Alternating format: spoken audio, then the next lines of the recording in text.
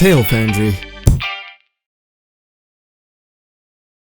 Alright, so on our little month-long quest to figure out the American folk hero, we've spent quite a while milling over some of the more psychological, human aspects of this discussion. But, you know, when you spend a month talking about the effects and the origins of a story, at some point you really have to talk about the story itself. So let's. In no particular order, here's what we feel are the 5 most interesting heroes of American legend. In the early 1800s, on the heels of the Louisiana Purchase, the American frontier was teeming with settlers, pioneers, explorers, every type of frontier folk you can imagine, all chasing what they believed to be their manifest destiny. The country was rough and untamed, but made better by the presence of one peculiar, transient pioneer that the folk knew simply as Johnny Appleseed. Old Johnny wandered the wilderness and walked the crooked trails with nothing but the clothes on his back, a Bible in his hand, and a sack full of apple seeds slung over his shoulder. Where he went, orchards seemed to spring up out of the soil, filling that rugged landscape with the lush green and red of the apple tree. He was a friend to all, natives and settlers alike, spreading news and joy to any in need. That's how the story goes, anyway. In reality, John Chapman was a prolific and quite wealthy orchardist. But with the exception of his name and occupation, almost every part of his story is apocryphal, made up, sweetened into something very fictional and very positive. Almost as if the storytellers were trying to compensate for something. And maybe they were. It wouldn't be surprising given the bloody nature of claiming land and resources. In a way, it's almost poetic how the very apples Johnny grew, usually portrayed as red and sweet and wholesome, were actually cider apples, inedible and bitter.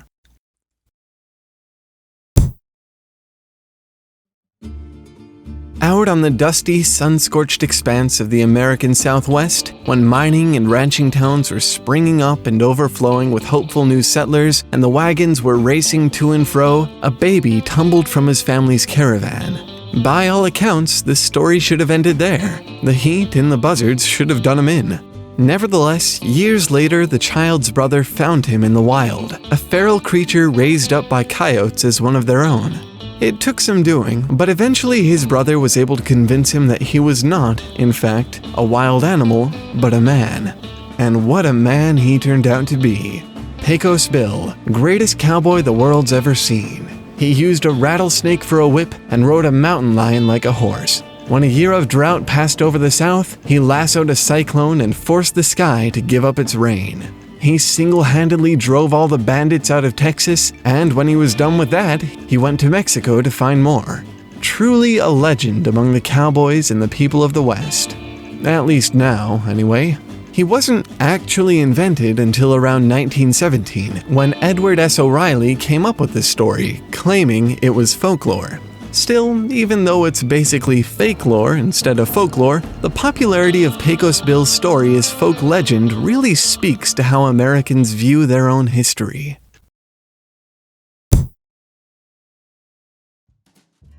Logging in pre-industrial America was incredibly difficult work. In order to get the job done, most loggers lived in ramshackle camps on site, far from the rest of society.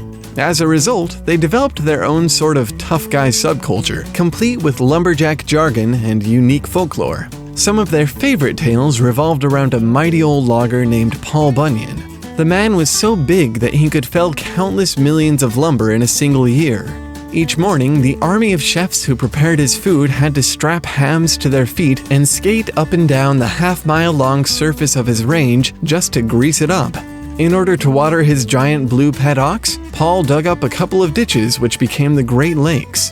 Unlike Pecos Bill, Paul Bunyan was an actual folk legend, with the exception of pretty much all the stuff we just mentioned. To the loggers who came up with him, he was just an exceptional individual with a lot of good stories, 7 feet tall at most. But companies like Red River Lumber saw an opportunity, and soon Paul Bunyan was carried over into pop culture as the Northern American commercial icon. These days, you don't often hear his stories, but you do see plenty of fiberglass statues erected outside of diners and tourist traps. Sort of sad, in a way, like the legend was lost in its own appeal.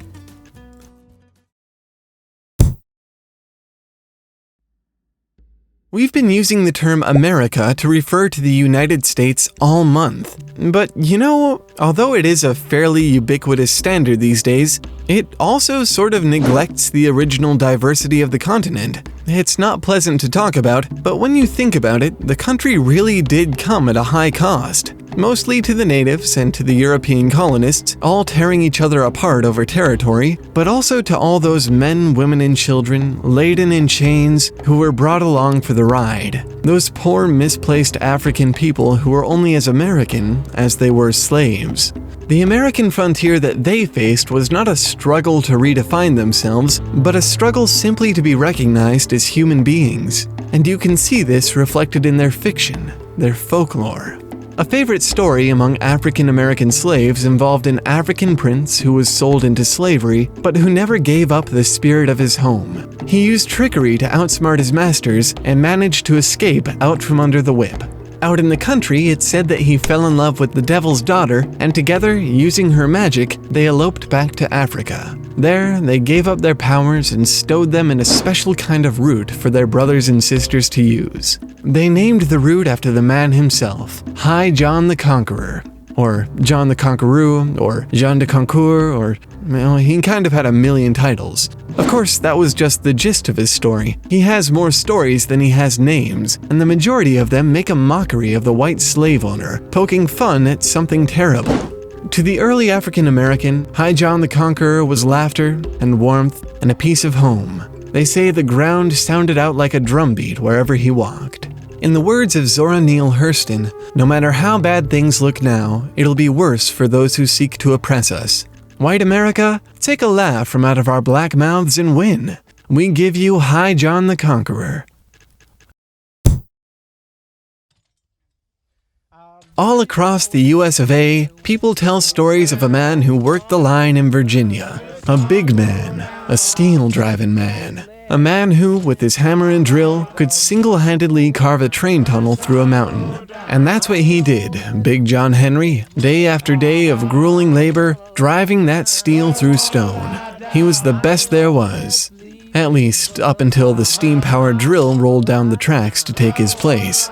Of course, any other man would have bowed his head to the power of the machine, but not John Henry. Oh no. He took up his hammer, and he raced that drill to show his worth. He even managed to beat the thing, but it took so much out of him that he collapsed right after and died on the spot. They say that when the storm clouds come rolling over the south, you can hear him thundering in the sky, carving tunnels through the clouds themselves. A lot of sources suggest that this story may be based on real events. There may actually have been a John Henry out there, and he may actually have outpaced a steam-powered drill. But truth or no, there's a reason this story is so well loved even today. It paints the working man as necessary and strong and capable, the real power behind the pistons and gears which have come to drive the country. In a lot of ways, this is what America is all about.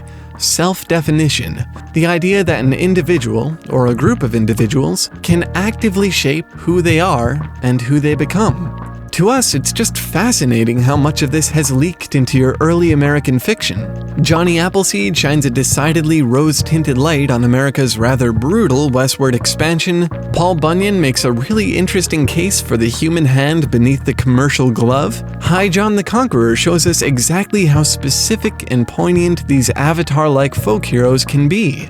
Hopefully you guys have found this all as interesting as we have. As an aside, a lot of you brought something up in the comments of the last video that we thought was really interesting. Comic book heroes are sort of the modern equivalent. We'd love to go into this in a little more depth, but we just don't have the time. Gotta start on that short story. We'll definitely keep this in mind for when we inevitably cover comic books though. You humans are pretty sharp. You always impress us. Anyway, thanks for watching and keep making stuff up. We'll see you next week. Bye!